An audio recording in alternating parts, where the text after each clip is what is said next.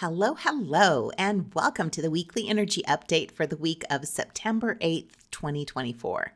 I'm Renee Spears, a spirit guide channeler and spiritual mentor, and I'm coming to you from beautiful Bozeman, Montana.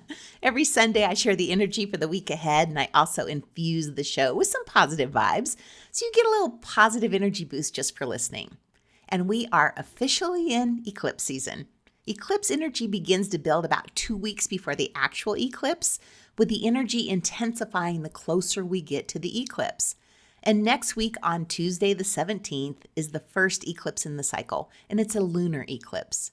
So if you're feeling a shift and there's something in the air, you're probably picking up on the upcoming eclipse vibes. So you'll remember last week we talked about September, October, and November being 8, 9, and 1 months in numerology. 8, 9, and 1 are a cycle of endings and new beginnings.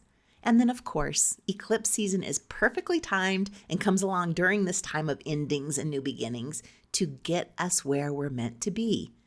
Eclipses are cosmic wildcards, bringing unexpected changes to our lives.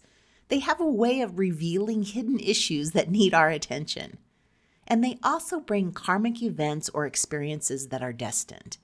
They bring people and opportunities and challenges into your life that redirect your course and align you with your soul path. And they signify the end of one phase and the beginning of another. So the eclipse on the 17th is a lunar eclipse, and lunar eclipses are about endings. They help us clear out the old to make way for the new. And then on October 2nd, there's a solar eclipse. And solar eclipses occur during a new moon and the start of a new cycle. So we'll talk more in depth about the lunar eclipse next week, but the important thing to remember this week is the energy is building toward a big release and endings next week. We're starting to feel like change is coming. Something is coming. So during eclipse season, change happens quickly, and this can be a little jarring because our instinct is to hold on to things for as long as possible. Also during eclipse season, our intuition is heightened, and we may have some vivid dreams. The dreams can be messages from our guides and our higher selves, and the realizations that come up during eclipse season often come to us in dreams. So pay attention to your dreams over the next month. There is valuable info there. So we're still in Virgo season for the next 2 weeks and during the upcoming lunar eclipse, and many of us are ready to make some big sweeping changes in our lives right now. But Virgo reminds us to focus on the details of our lives instead of the big changes. The big changes will happen thanks to the eclipses, but often during eclipse season we feel out of control because the changes are unexpected and can happen so quickly.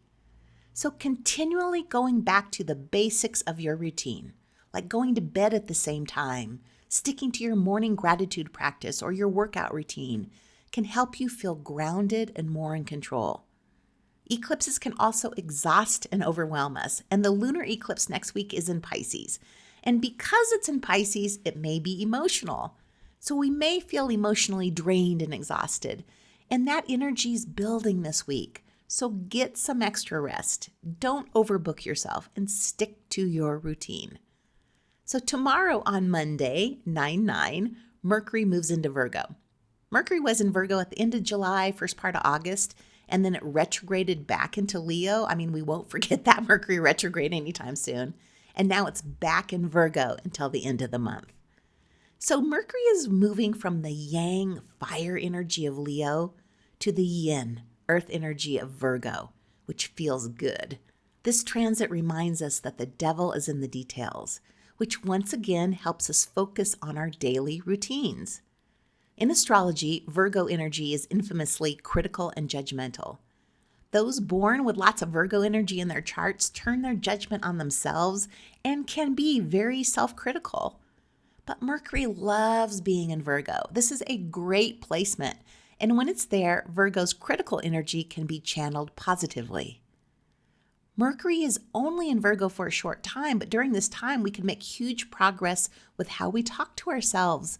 So many of us beat up on ourselves constantly, and we have an opportunity right now to change that.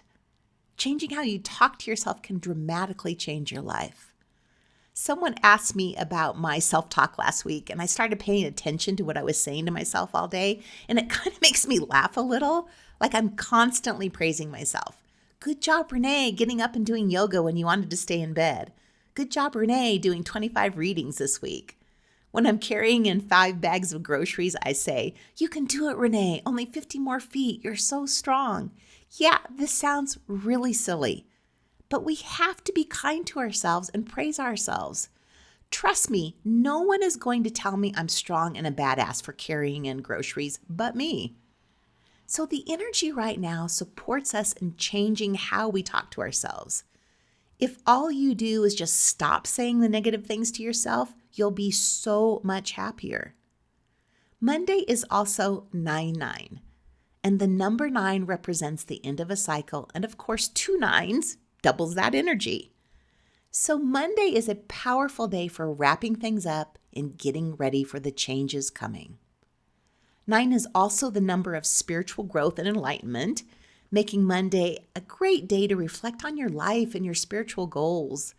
And since we're in Virgo season, this is the time to finally get your spiritual routine and your practice set. I hear every day from clients that they want to start meditating or start a gratitude practice or breathing ritual. Well, right now it's easier to start these things and make them part of your routine for the rest of your life. So if you've been thinking about adding these to your spiritual practice, start on Monday. It's just easier right now. And I love that my Women's Wisdom Circle starts on Monday in this energy. The circle focuses on moving from doing to being, and this is the perfect energy to begin that process. The circle meets every other Monday for the next 4 months, and we'll be using Michael Beckwith's book, Life Visioning, as our guide to live our lives from a place of peace and being instead of constantly doing. A great group of wise women have signed up, and I'd love to have you join us if you're feeling called. There is a link to learn more and sign up in the show notes. Also, this is your last chance to take advantage of my 50% off sale. It ends on Tuesday. These are the lowest prices for the rest of the year, and the last time that packages and gift certificates will be on sale this year. So if you aren't ready for an appointment now, buy yourself a gift certificate to use in the future. And once again, there's a link in the show notes or go to my website, Abundology.com. So to recap this week, the eclipse energy is building. Anytime now we can expect some sudden changes, all ultimately for the better and aligning us with our soul path. So staying organized and on a routine will help ground you during this time. And take advantage of the energy this week to change your self-talk. Add some positive affirmations to your day and start a new spiritual practice that you've been thinking about starting for a long time. I have a spiritual retreat client coming this week, and I had all of these outside activities planned based on good weather. And it's going to rain, so I'm canceling the horseback riding. And instead, we're going to stay inside and do a cacao ceremony with sound healing and card readings. So as always, thank you for listening and sharing the podcast with a friend. If this week feels intense, remember it's the eclipse energy and it's not you. So have a great week, everyone, and I will talk to you in depth about the lunar eclipse next week.